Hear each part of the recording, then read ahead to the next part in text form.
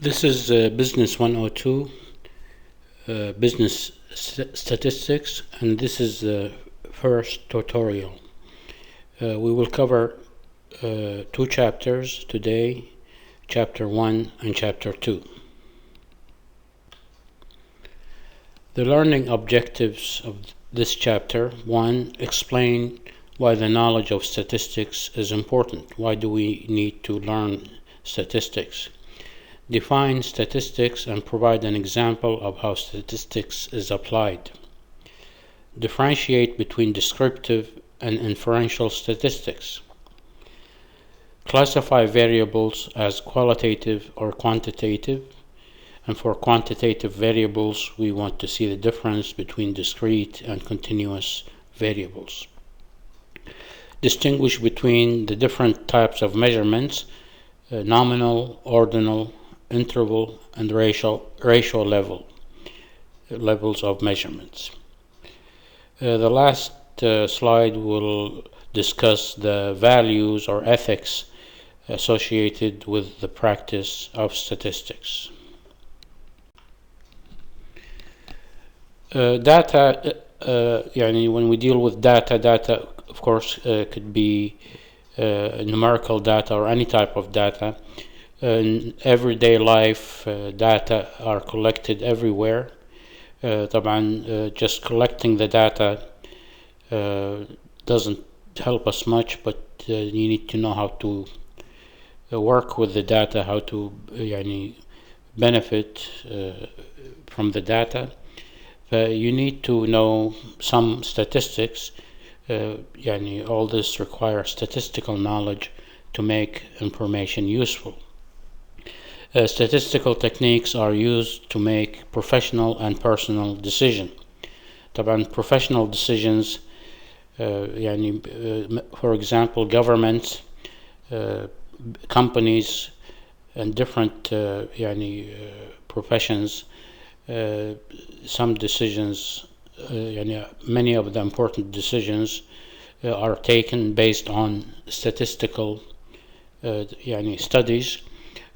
Statistical techniques are used to make professional decisions, and also at the personal level, when you want to invest money, or if you are thinking about going to school, or many other decisions, personal decisions, can be made based on statistics. A knowledge of statistics is needed to understand the world and be conversant in your career. Nowadays, statistics is used in everywhere, in most sciences and everyday life.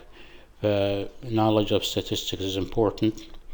In summary, statistics will help you make more effective personal and professional decisions. We start by definition of statistics. In this book, everything has a definition, and it's included in a box that's with a green background. The definition of statistics is the science of collecting, organizing, presenting, analyzing, and interpreting data to assist you in making more effective decisions. Normally use statistics to make decisions. That involves collecting the relevant data. You may end up with a large amount of data. Organizing the data is important. Presenting the data, sometimes you are presenting data for someone else. Of course, collecting the data and having even if you have a large amount of data, it doesn't help you without analyzing the data. You need to make some sense out of the data. The analysis part is important. And of course, in this book, in this course, we will learn some of the techniques in the analysis of data. In the end, after you collect the data and do the analysis, the interpretation of the results is also important. The interpretations or the results or the outcomes of the analysis should help you or should make more effective decisions. Here is an example of using statistics, the inflation rate. The inflation rate is normally measured by governments. The inflation rate is a number that tells us on average how much the prices increased.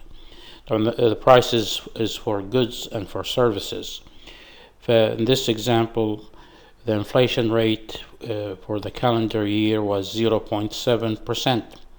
What that means, of course, that the prices on average went up by 0.7%. طبعا the calculation of the inflation rate involves statistics. It involves collecting data about the prices of many goods and services. It's actually a complicated process, but the number that they come up with, the inflation rate, gives the governments an idea how much the prices went up or down from one year to the other. You can certainly record, normally the inflation rate is recorded for every year. You can always compare the current inflation rate by the inflation rates of previous years. It could be, of course, higher or lower or about the same. That will tell you if there's a trend of increasing or decreasing inflation. There is two types of statistics, descriptive and inferential. Descriptive statistics can be used to organize data into a meaningful form. You can summarize data, provide information that's easy to understand. Here is the definition of descriptive statistics. It is the methods of organizing, summarizing, and presenting data in an informative way. The organization is important because if you are dealing with a large amount of data, you need to organize it somehow. The organization could be that you could use tables to organize the data. The summary here is you may want to calculate certain statistics that would describe the data, and of course the presentation part. You could use tables or graphs to present the data. You present the data in an informative way that would give you an idea about the subject you are studying. Here is an example of descriptive statistics. There are a total of 46,837 miles of interstate highways in the U.S. This is a total for all interstate highways. The interstate system represents 1% of the nation's roads, but carries more than 20% of the traffic. Texas has the most interstate highways, and Alaska does not have any. Who would be interested in information like that? If you work for the transportation department, this would tell you that here studies are conducted because decisions might be made about, for example, building new highways, for maintenance of the existing highways. But all that information would be useful for a person that's making decisions regarding the highway system. Here is, for example, even though the interstate highways represent only 1% of the nation's roads, but it carries more than 20% of the traffic. Also, in regard to individual states, Texas has the most interstate highways, and Alaska does not have any. This is just example of descriptive statistics. You're not seeing the actual numbers or actual data, but you're seeing the results of the analysis.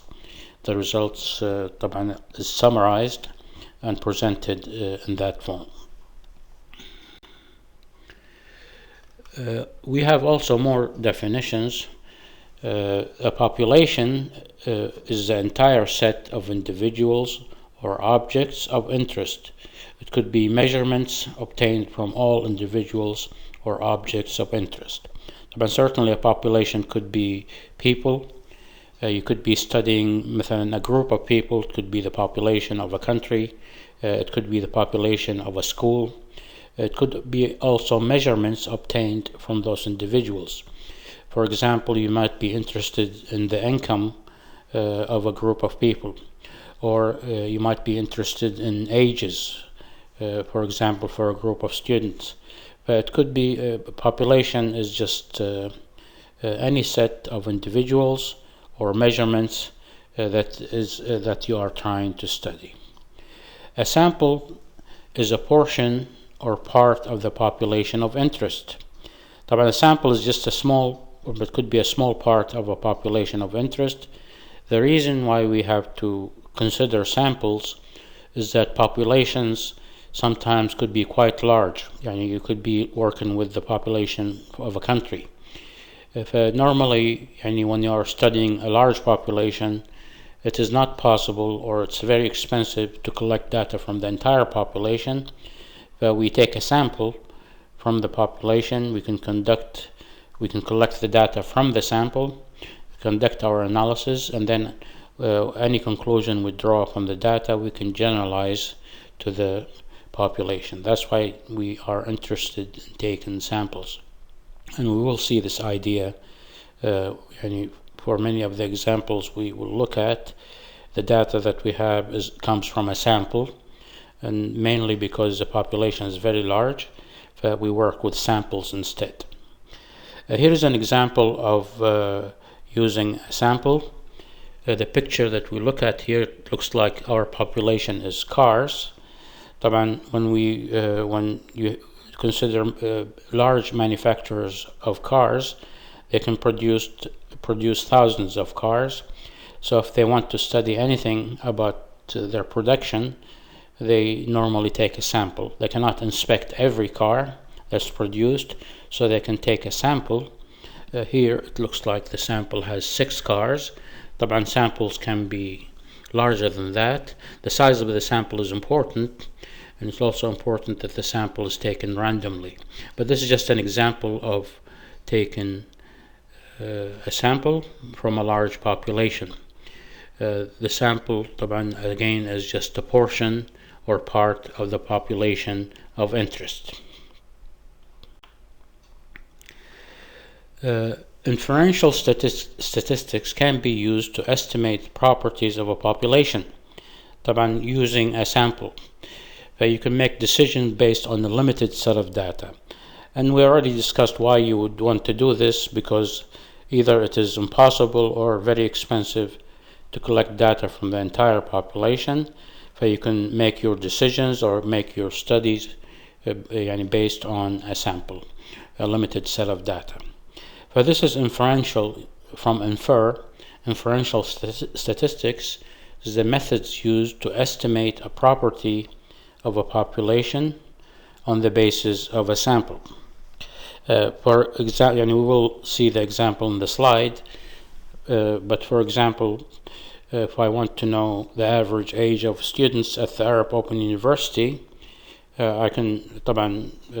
it would be difficult to collect data from all the students, but I can take a sample of students, calculate the average of their ages, and whatever results, I can generalize the result to the entire population of students.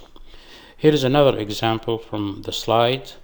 TV networks constantly monitor the popularity of their programs, because of course TV networks, this is in the US, but TV networks charge commercials, companies that place commercials in their programs, they are charged money, and the more the popular the program is, the more money they charge.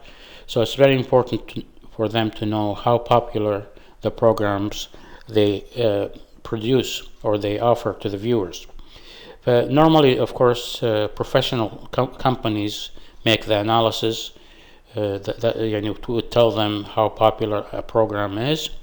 There is one famous company, the Nielsen rating company, does that type of work. This company takes a sample of viewers.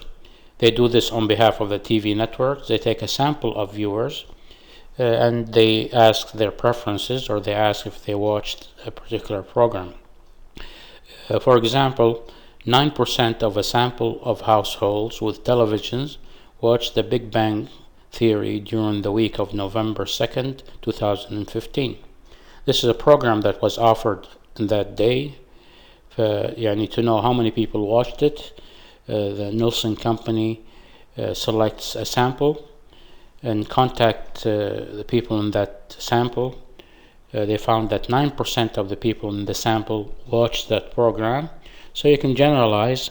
You can say 9% of all the viewers watched that program. Of course, this is only an estimate, but if you do your sampling correctly, then it would be a reasonably accurate estimate.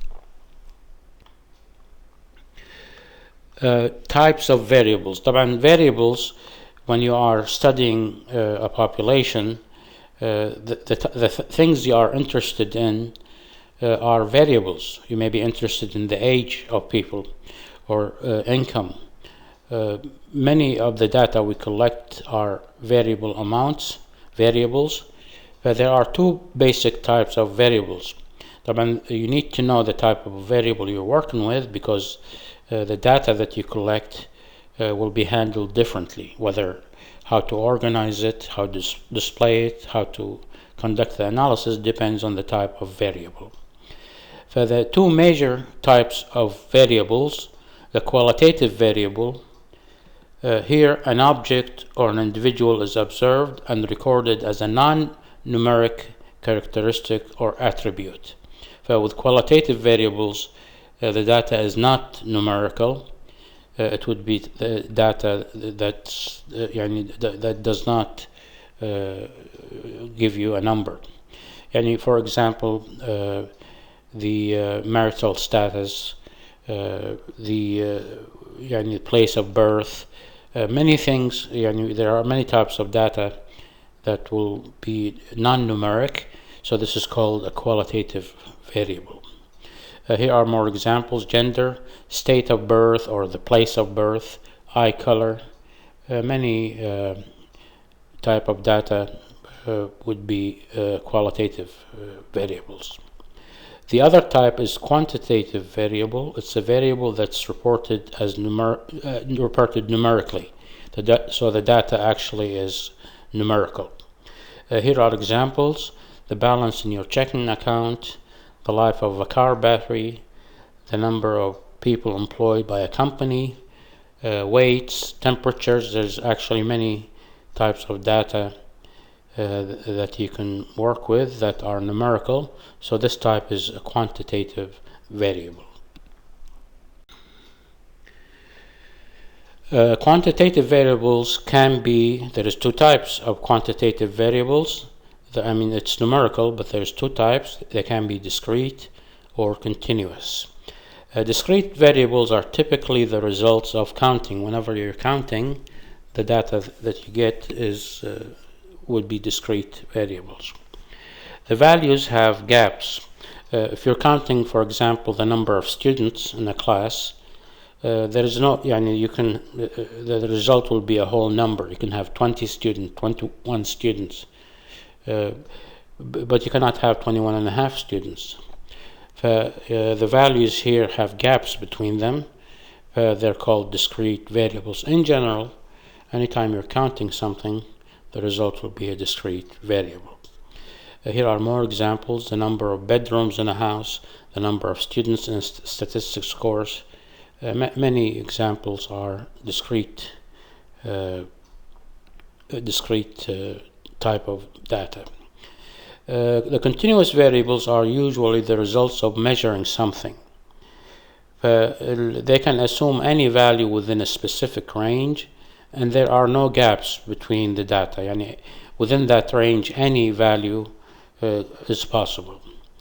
Examples: the air pressure in a tire, duration of flights from Orlando to San Diego, temperatures, time, All of these are examples of continuous random variable. In general, anytime measurements is involved, the result will give you a continuous variable. Here is a summary. This is from the book. This chart gives you a summary of the types of variables. The two main types is qualitative or quantitative. Qualitative, of course, is any data that does not involve numbers, non-numerical data. Here are more examples: brand of PC, marital status, hair color. All these are examples of qualitative data.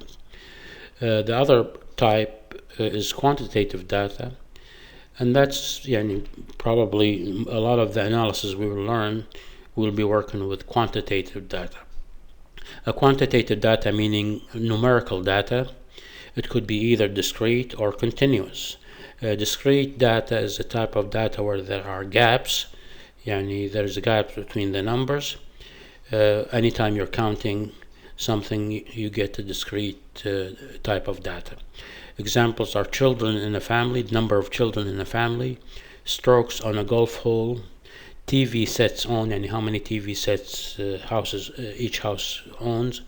Anytime there's counting, the result would be a discrete variable. Continuous data is normally the kind of data you get when you're measuring something. For example, the amount of income tax paid, or amount of income in general, will be in continuous data. The weight of a student, the yearly rainfall in Tampa, Florida. Anytime you are measuring something, the result will be a continuous data. We will see the reason why we need to know the different type of variables. And different variables will give you different types of data, and therefore that will affect the choice of analysis and different type of graphs or tables that you would use to organize the data and to analyze the data. Now, with measurements, there are 4 levels of measurements: nominal, ordinal, interval, and ratio level measurements. But they go up. The lowest level is nominal, and then you go up to ordinal, then interval, and then ratio. The level of measurement determines the type of statistical analysis that can be performed. So starting with the nominal is the lowest level of measurements. Here is the definition. Nominal level of measurements is data recorded at the nominal level of measurements is represented as labels or names. They have no order. They can only be classified and counted. For examples, classifying the M&M candies by color, identifying students at a football game by gender. Gender, if you have a group of students, gender here is a nominal type of data. You can say that, for example, you can say there are 10 males and 15 females.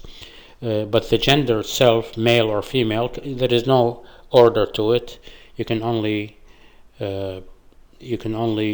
classify them like male or female, and you can count them, how many females and how many males. For this type of data, this is an example of the nominal level of measurements. The next level of measurement is the ordinal level. The ranking are known, but not the magnitude of the difference. We will see examples, but again, the ordinal level of measurements, the ranking are known. So there is a ranking between the data, but not the magnitude of the difference between the groups. And that will be clear when we look at an example. But let's look at the definition. Ordinal level of measurements. Here, data recorded at the ordinal level of measurements is based on a relative ranking or rating of items based on a defined attribute or qualitative variable. Variables based on this level of measurements are only ranked and counted. Here is an example. The list of top 10 states for best business climate. Student ranking of professors. For the list of top 10 states for best business climate, you might say, for example, California is the top state for business. Florida is the second. New York is the third. You can rank the states according to their, how good the business climate is. But the magnitude difference, and how much better is California than Florida, for example, the magnitude, the difference between the groups is not known. You can only just classify them. That there is an order to them, or a ranking. You can only just rank that type of data. Also, the student ratings of professors is also an example of the ordinal level of measurements. Next level of measurement is the interval level. The data has all the characteristic of ordinal level data, plus here is now the new thing, the difference between the values are meaningful. So it have all the characteristic of ordinal level data, which means you can rank the data, but now the new thing is that the differences between values are meaningful. Now this is not the highest level of measurement. There's something missing here. There is no natural 0 point. And we will see in the example what that means. This is now the interval level of measurements. For data recorded at the interval level of measurements, the interval, or the distance between the values, is meaningful. The interval level of measurements is based on a scale with a known unit of measurement. So you can tell the difference between the different groups or the different levels. A good example for that is the Fahrenheit temperature scale, dress sizes. For example, if I want to list the temperatures in different countries, I can list, maybe I would say Kuwait has the highest temperature. I can list the average temperature in the different countries. Now, because you are dealing with a scale, the temperatures, the difference between, for example, Kuwait and Jordan, or Jordan and Lebanon, or whatever, here you can not just rank the countries according to their average temperature, but the difference between the temperatures can be measured. That's what makes it the interval level of measurements. But remember, now in this type of measurements, there is no natural 0 point. The highest level of measurements is called the ratio level. The data has all the characteristics of the interval scale and ratio between numbers are meaningful. And the added feature here is that the 0 point represents the absence of the characteristic. And we will explain that when we look at an example. Looking at the definition, the ratio level of measurements is data recorded at the ratio level of measurements are based on a scale with a known unit of measurements and the meaningful interpretation of 0 on the scale. So there is a 0 that represents the absence of the characteristic. Here is an example, wages, income. If you list the wages of a group of people, this is considered to be ratio level. Now, what is for wages? What does a 0 wage means? It means that the person has no income, probably unemployed. But here is for that type of data, there is a 0. There is a meaning for the 0. Another example is changes in stock prices. Stock prices can increase, can be higher, they could be lower, or they can stay the same. In fact, when the price of a stock stays the same, the change in the stock price here, when you say there is 0 change, that means the stock price did not change. Also, the weight is also considered to be ratio level of measurements. Here is now a summary, a data chart that would show the different level of measurements and give examples. And طبعا these are listed from the lowest level to the highest level. The lowest level of measurements is nominal. Here data can only be classified. There is no natural order. Example, jersey numbers of football players, the make of a car. طبعا we gave examples of the colors for candy. That type of data طبعا can only be you can count the different, you can label the data and count it, but there is no order to the data. The next level is ordinal, which is data here can be ranked.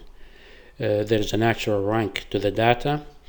For example, you rank in a class team standings in any sport conference. These things طبعا ordinal level, there is a ranking to the data. The interval, there is a meaningful difference between the values. For example, temperature, dress sizes. The highest level of measurements is ratio level. The added feature here is that there is a meaning for the zero. There is a meaningful 0 point and the ratio between the values.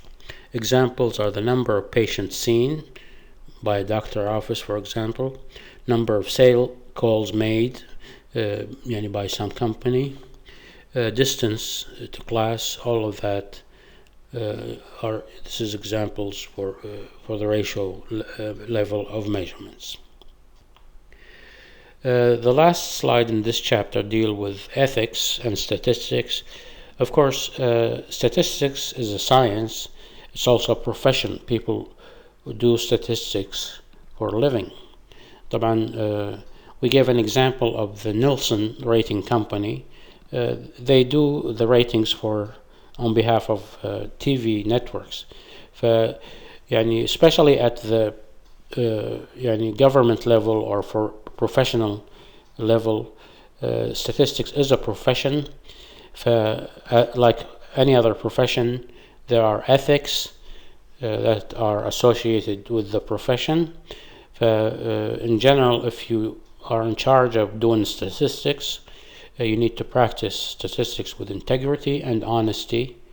طبعا in all stages of your job, of the analysis, of the collecting the data, organizing, summarizing, and interpreting numerical information.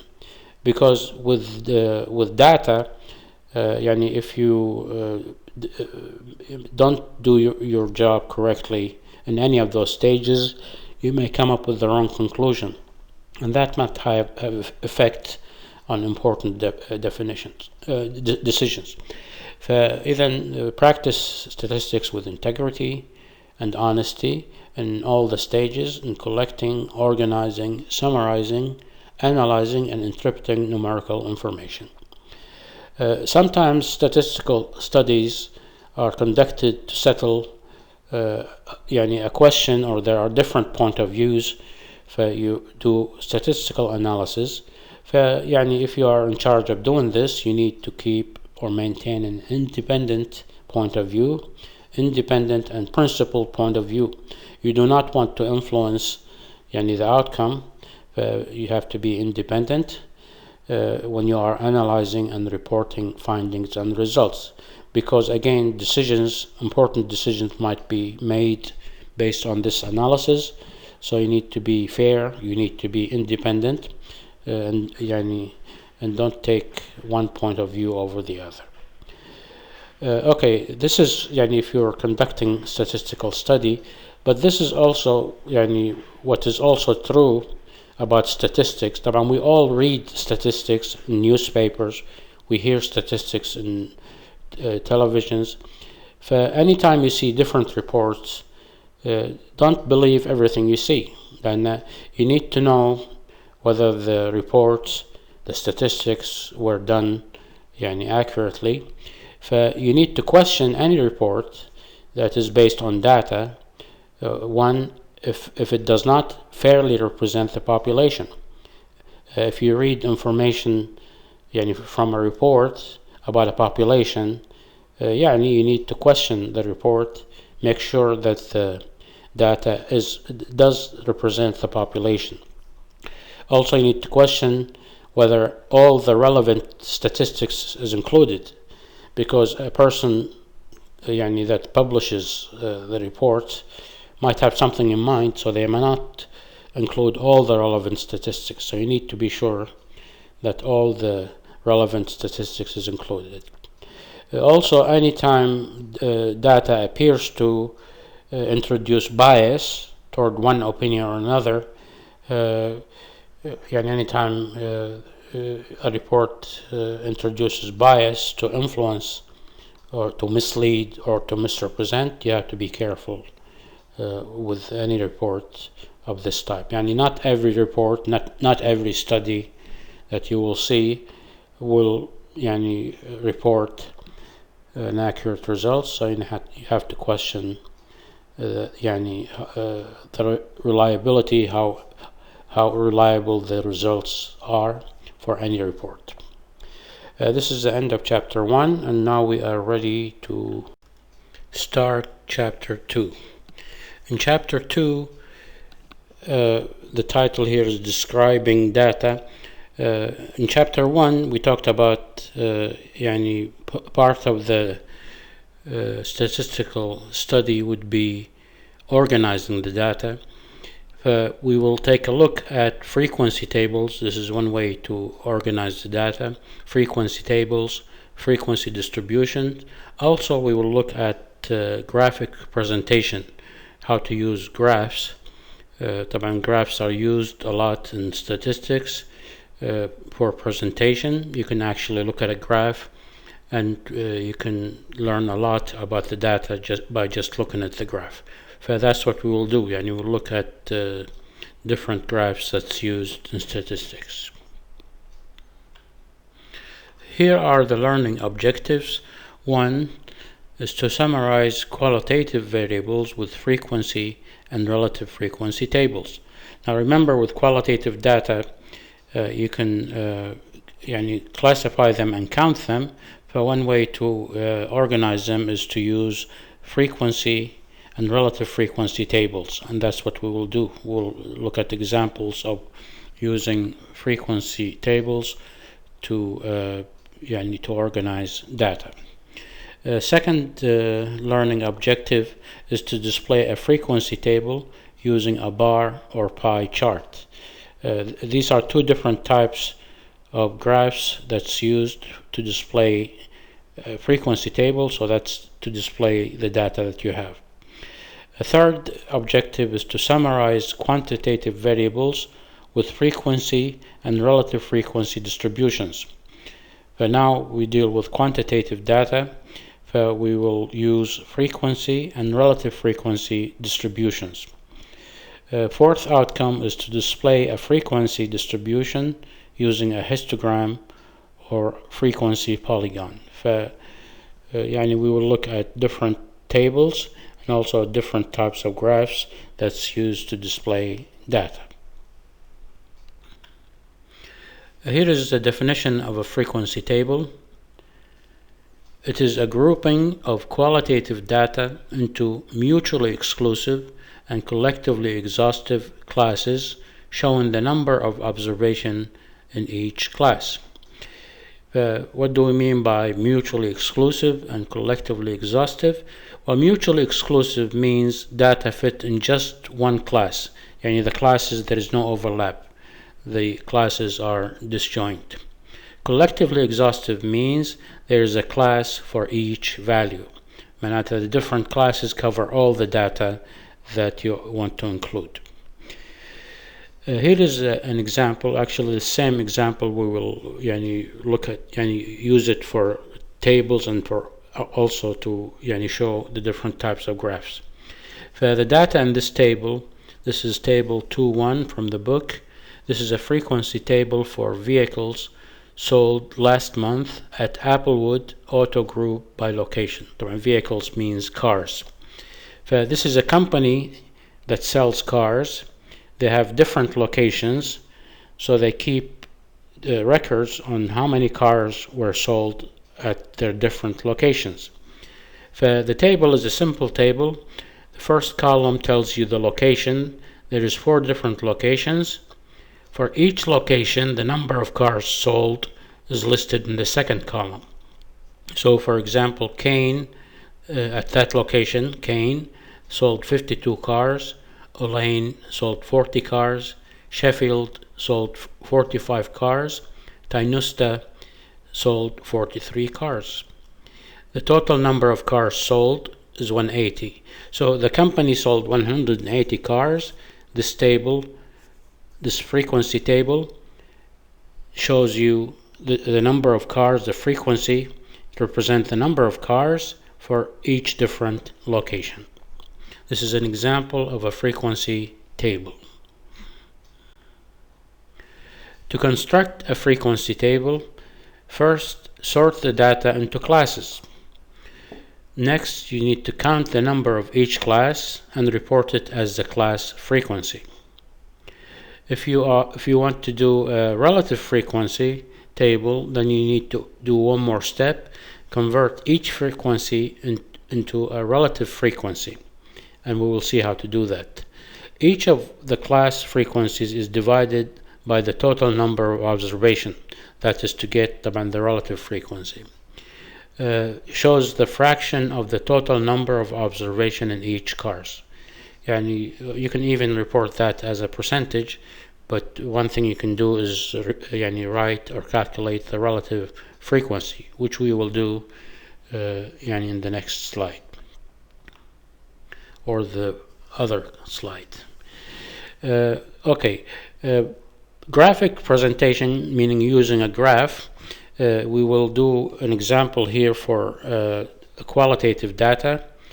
The type of graph which is used a lot in statistics is called bar chart. A graph that shows the qualitative classes on the horizontal axis and the classes frequencies on the vertical axis. The class frequencies are proportional to the heights of the bars.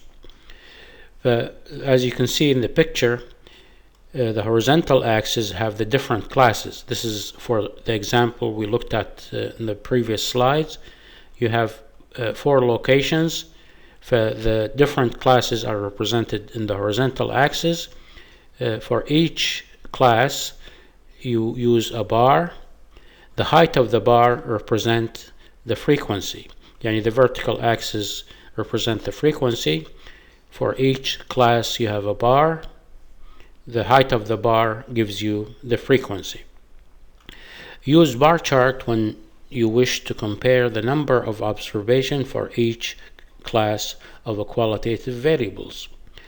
This graph, the bar chart, gives you the same information that is in the table, but it's a nice way to find information. You can even compare the different classes. It's clear from the graph that Kane, in this location, the frequency is the highest, so they sold more cars than anyone else. The graphs gives you a visual way to find information. In this case, we use the bar graph for qualitative data. Again, the horizontal axis, you should include the different classes. You use a bar for each class, and the height of the bar gives you the frequency. The vertical axis represent the frequencies. The other type, which is very popular, is the pie chart. This is a chart that shows the proportion or percentage that each class represents of the total number of frequencies. It's called a pie chart because it's a circular shape, like a pie, but it's as you can see in the graph, it's divided into slices. The size of the slice, based on the angle it makes, gives you the proportion or even the percentage in some cases that each class represents of the total number of frequencies. and we will look at the graph in detail. Pie charts is used when you wish to compare relative differences in the percentage of observations for each class of a qualitative variable. This pie chart gives us information about the different types of cars that is manufactured.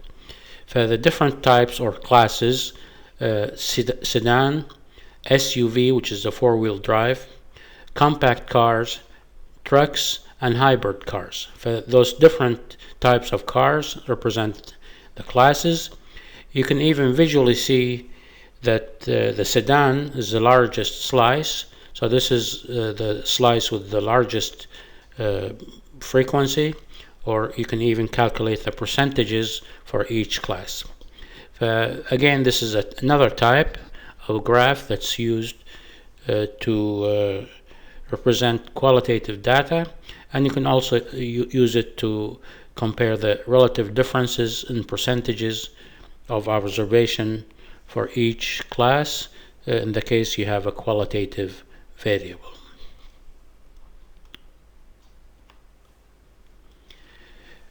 Now, so far we looked at two different graphs and tables for qualitative data. For quantitative data, we will look at frequency distribution. So frequency distribution is what you use for quantitative data. Frequency distribution is a grouping of quantitative data into mutually exclusive and collectively exhaustive classes, showing the number of observation in each class. So we already know what mutually exclusive means. That means the different classes are disjoint, they have nothing in common. Collectively exhaustive, meaning the different classes cover all the data. But here, this is numerical data, but you group it into different classes. The classes usually are intervals. طبعا here each interval starts where the previous one ends, and we will see the process of constructing a frequency distribution. But again, this is done for quantitative data. So here are the 4 steps that we do to construct a frequency distribution. First, decide on the number of classes, how many classes would be appropriate for the data we have. So decide on the number of classes, determine the class interval. Then these classes, this is numerical data, so your classes are intervals. We need to determine the class interval and where the interval starts and where it ends. Set the class limits, and we will show the calculations that's involved. 4th step is to tally the data into classes and determine the number of observation in each class. There is similarity to frequency tables in that you have classes and you're counting frequencies for each class. The difference here is that you're working with quantitative data, so your classes are actually intervals. An interval starts at a number and ends at another number. We will show how this process works for a given set of data. Here is an example. Now this data is for the same example we started with. This is still the Applewood Auto Group. Remember, they sold 180 cars. Now we are working with the data that represent the profit they made for each car. The company that sells cars, they buy the car, and there's a cost involved, and they sell it for a price. The difference is the profit. This table here is a listing of the profits they made for the cars they sold. We know that they sold 180 cars. This table contains 180 numbers. Each number represents the profit in dollars for each car. One of the things that you notice in this table, it's hard to get much information from a table like that. That's why a frequency distribution is needed to sort the data, to list the data in a useful way. But before we leave the tables, you notice that there is 2 numbers that are marked. the minimum value is 294. That means the least amount of profit they made was 294. And one car made a profit of 294. That represents the lowest value of all the profits. The highest profit, which is the maximum, is 3,292. These two values are needed to decide the number of classes, the number of intervals, and the length of each interval. Here are the steps. First of all, we need to, step number one is to decide on the number of classes. There is a formula that you can use. Use the 2 to the k larger than n rule. That means you want to select k. K represents the number of intervals, the classes that you need. Select k such that 2 to the k is larger than n. Here we want to decide, you want to pick k such that 2 to the k is larger than 180, because 180 is the total number of the data values that we have.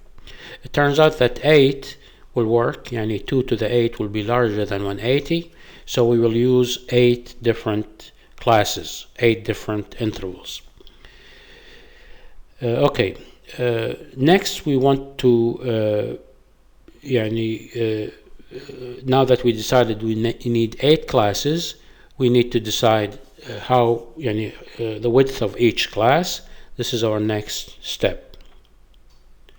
Step number 2 is to determine the class interval, how wide the interval is, and this is done by taking the difference, taking the range, taking the difference between the highest value and the lowest values, the difference between the maximum and the minimum, divided by the number of classes that we need.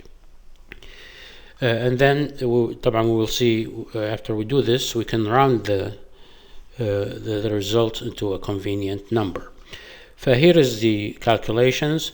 We want the difference between the highest and lowest value, h minus l, divided by k.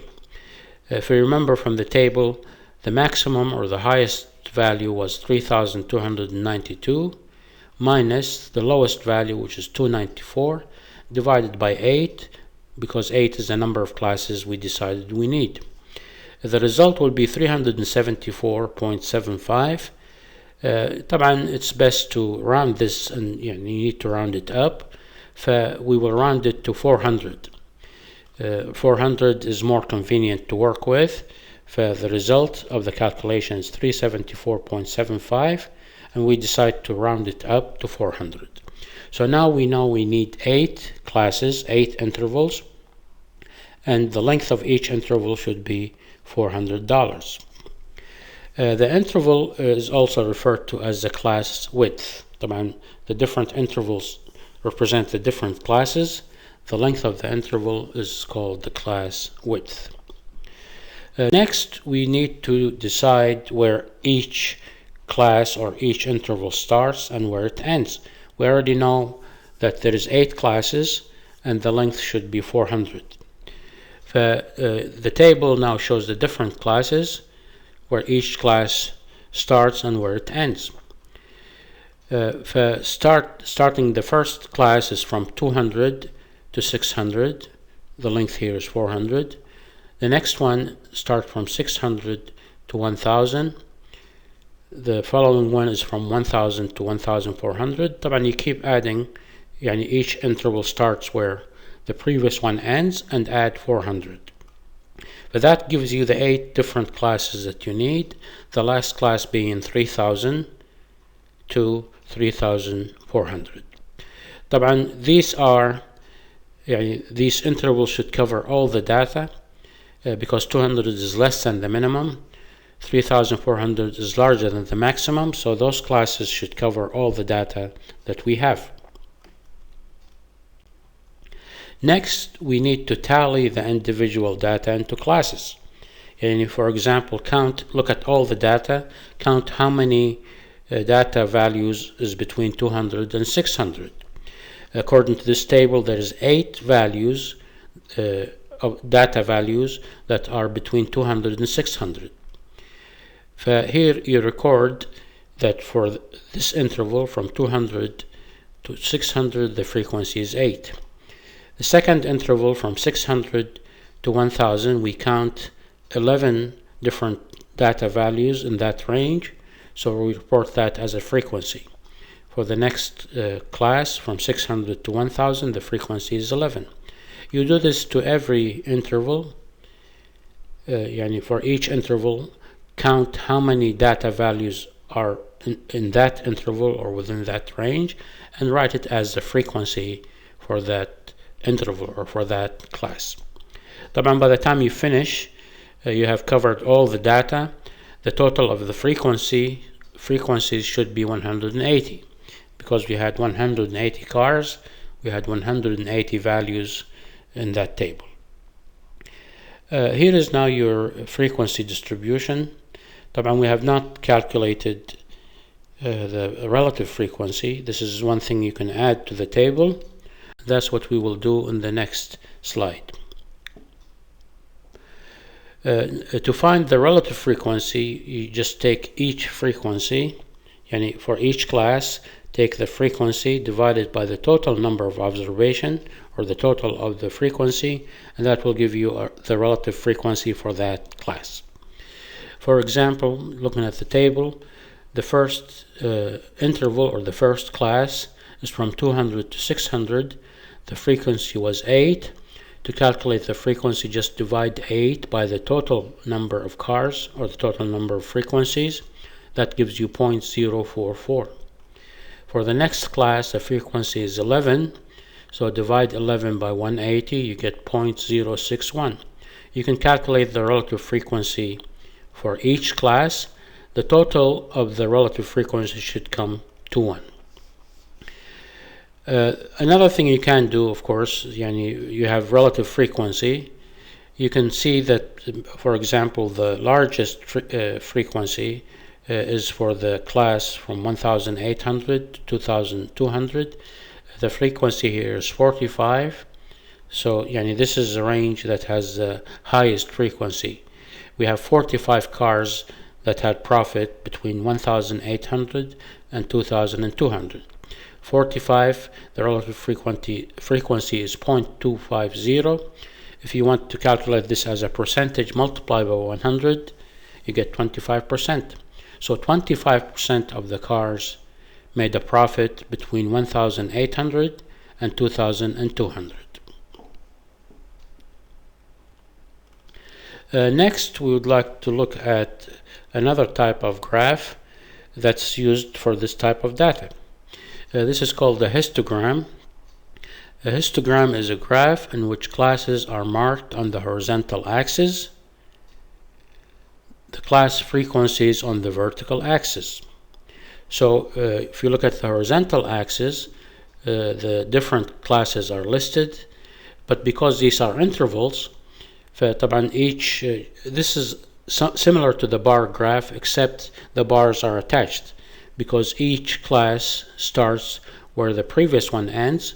Here the bars are attached. And again here the vertical axis gives us a frequency, so the height of each bar gives us a frequency. In fact, you can even write the frequency on each bar. This will be easier to read. Again, the horizontal axis will have the different classes. For each class you have a rectangle or a bar. The height of the bar represents the frequency, and the vertical axis gives you the frequencies. And you can even write the frequency of each class on top of the rectangle. For a histogram, also the advantages of a histogram, it shows the shape of the distribution.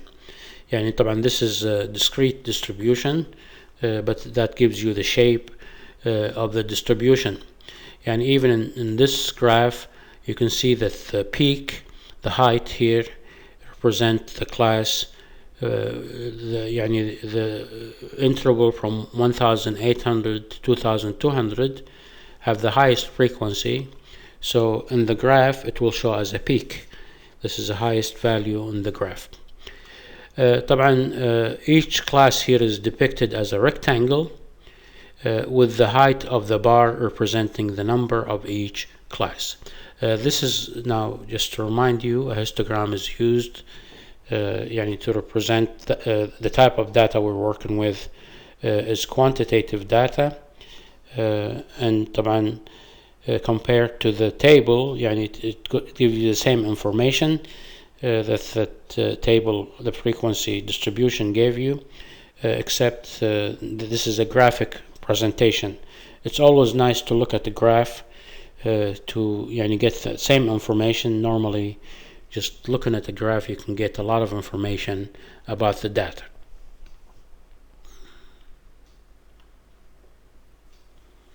Here is one more graph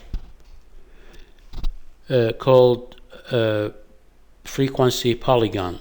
It's for the same data, but if you look at the graph, you are using points. For each class is represented by a point, and those points are connected with lines. And here again, the horizontal axis gives you the profit. The vertical axis gives you the frequency. Each point in that graph represents one interval or one class. And the way to do that, now if you look at this table here, take each class, this is for the same data, for each class calculate the midpoint. For each class calculate the midpoint and write it in the table. For example, for the class from 200 to 600, the midpoint is 400. The class from 600 to 1000, the midpoint is 800. But for each class, calculate the midpoint and record it in the table, and also record the frequency for each class. The different points in the polygon represent, each point represent a class. طبعا the coordinates of the class comes from the midpoint and the frequency. And for example, for the first class, the point here, the midpoint is 400. That represents the midpoint for the class, and 8, which is height, represent the frequency. And this is done, of course, for each class. And as you have seen before, the total frequency should be 180. This is just another type of graph. It also gives you the shape of the distribution. Again, it shows the peak. That is the point that that's the midpoint for the class that has the highest frequency. The class from 1800 to 2200 had the highest frequency, and that the point that represents that class will be the highest point of the graph. I think this is the final table. This is called cumulative frequency distributions. Cumulative, that means you're adding something. For working with the same data, here you are, this table, the first column lists the profit. For example, you're counting the number of cars that had a profit less than 600. That includes all of the first class. So there is 8. The frequency here is 8. If you look at the number of cars that made profit less than 1000, this will include the first and second class. So the total number is 8.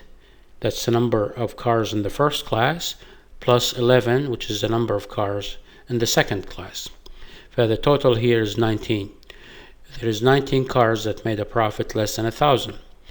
If you count the number of cars that made a profit less than 1400, this is the sum of frequencies in the first 3 classes, so it's 8 plus 11 plus 23 or 42.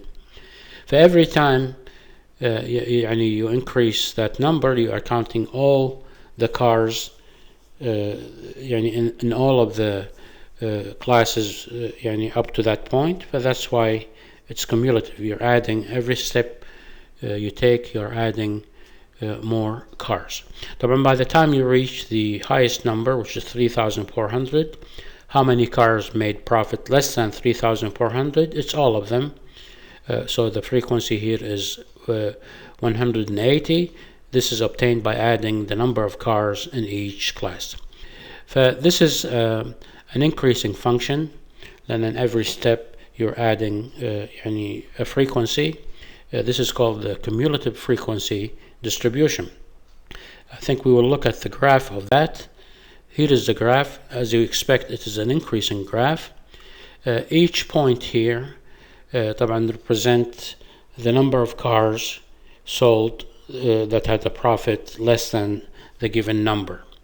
The first point here at 200, it means it gives you the number of cars that had a profit less than 200. فطبعا as you move these different points, the value, the frequency will increase because the cumulative frequency will increase, because in each step you're adding more frequencies.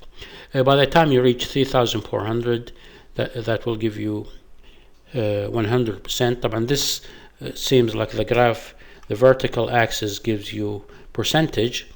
There is actually two vertical graphs. By the time you reach this last number, 100% of the frequencies is included. This is chart 2.7 from the book. This is a cumulative frequency polygon for profit. Cumulative means you're adding in each step. Cumulative frequency polygon for profit on vehicles sold last month at the Applewood Auto Group.